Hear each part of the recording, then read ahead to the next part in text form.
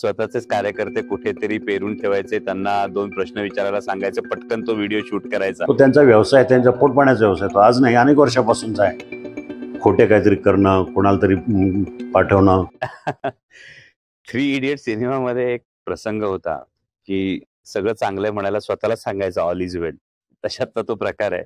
स्वतःचेच कार्यकर्ते कुठेतरी पेरून ठेवायचे, त्यांना 2 प्रश्न विचारायला सांगायचे, पटकन तो व्हिडिओ शूट करायचा आणि सोशल मीडियावर टाकायचा.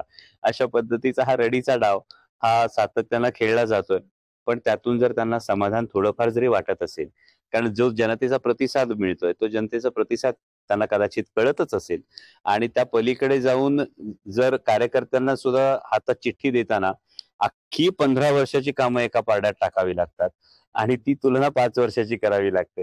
जर अशी वेळ जर अशा एखाद्या वयस्कर नेतृत्वावर आली असेल तर मी फक्त एवढ्याच सदिच्छा देईन की गेट वेल सून. मला प्रचारातून हे असले धंदे करायला वेळ नाही आहे. त्यांचा व्यवसाय तो आहे, पेरणं किंवा काही करणं.